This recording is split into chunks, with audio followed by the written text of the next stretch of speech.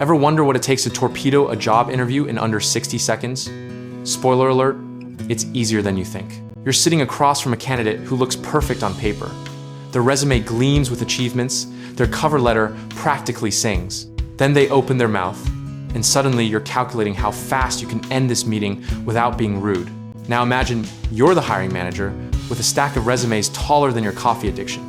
You've got 15 interviews scheduled this week, and honestly, you're just hoping anyone, doesn't immediately disqualify themselves. What's your biggest fear in that first 5 minutes? Here's the thing, nobody tells job seekers. Interviewers can smell desperation, arrogance, and BS from a mile away. We've developed a sixth sense for it after sitting through hundreds of these conversations. It's like a superpower. Except, instead of fighting crime, we're just trying to find someone who won't make the office weird. Picture this.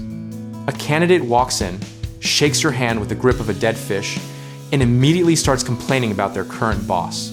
Not subtle hints, full-on character assassination complete with air quotes and eye rolls.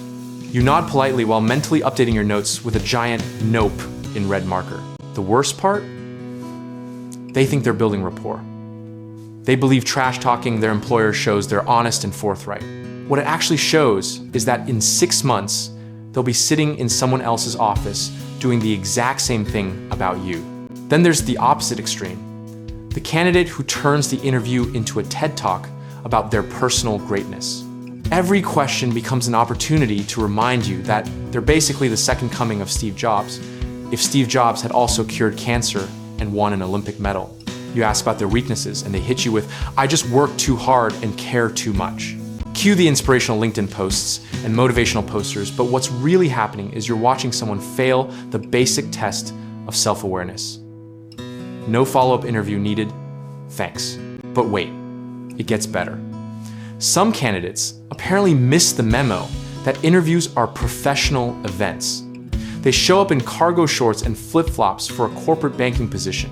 They take phone calls mid-interview because it might be important. One person actually asked if they could bring their emotional support peacock to the office. The mechanics of hiring are simple. We're trying to predict if you'll fit in, do the work, and not create HR nightmares. Every bizarre statement or action is a data point in that calculation. And some data points are just flashing red warning signs. Here's the industry secret.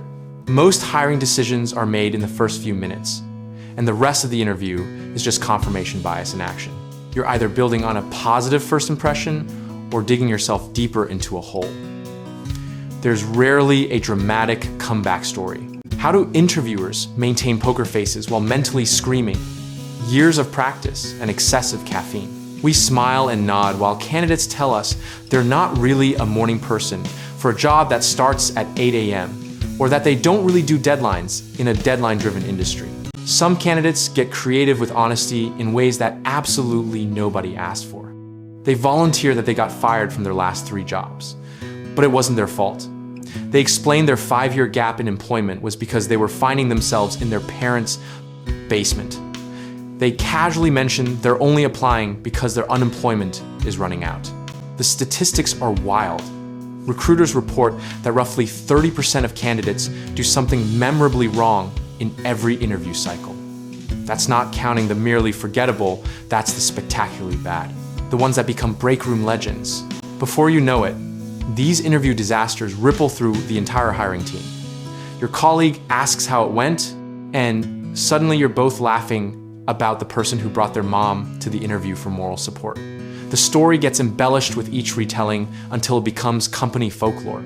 Then there's the confrontation that happens when candidates get too comfortable. They start negotiating before they even have an offer, demanding corner offices and executive parking spots for entry-level positions. They question why the salary range is what it is, as if you personally decided to lowball everyone for fun. Some say candidates are just nervous and deserve grace. Others argue that professionalism under pressure is literally what we're testing for. Who's right? Probably somewhere in the middle, but that doesn't help when someone asks if business casual includes pajama pants. Despite every article, every career coach, every YouTube video about interview tips, the same mistakes keep happening. people still show up late without calling ahead. They still badmouth former employers with gleeful abandon. They still treat the receptionist like furniture, not realizing that receptionist's opinion matters. As the hiring landscape evolves, so do the red flags.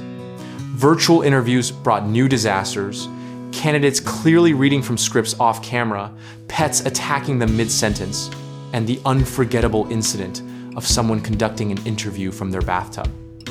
Innovation in terrible interview behavior truly knows no bounds. The adaptation is real on both sides. Interviewers now have to specify, please wear pants on Zoom calls and ensure you're in a private location. Meanwhile, candidates find new and creative ways to self-sabotage, like having their Ring doorbell constantly interrupt or letting their kids use them as a jungle gym during serious questions. Here's the irony that keeps everyone in HR simultaneously laughing and crying. Despite all the resources available, despite the coaching and the practice interviews and the how-to guides, people still walk into interviews and immediately shoot themselves in the foot. The same patterns repeat across industries, across experience levels, across decades. You'd think artificial intelligence and modern technology would make this easier, but instead it's created new categories of disasters. Candidates who clearly use ChatGPT to write answers but didn't bother reading them first. People who filter themselves with cat ears on video calls for Fortune 500 companies. The future is weird, folks. The persistence of interview disasters suggests something deeper. Maybe it's a failure of preparation. Maybe it's nerves. Or maybe some people genuinely don't understand professional norms. Either way, the stories keep coming. And hiring managers keep mentally updating their "you won't believe what happened" collections. What hasn't changed is the fundamental equation. We're all trying to figure out if we can stand working together for 40+ hours a week.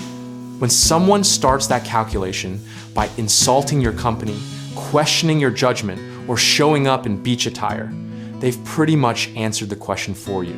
That's the game behind every job posting and interview invitation. You're not just proving you can do the work, you're proving you're not going to be the person everyone tells stories about at happy hour. Set the bar low enough, and you might be surprised how many people still trip over it. But just wait, tomorrow's batch of candidates might find even more creative ways to implode their chances.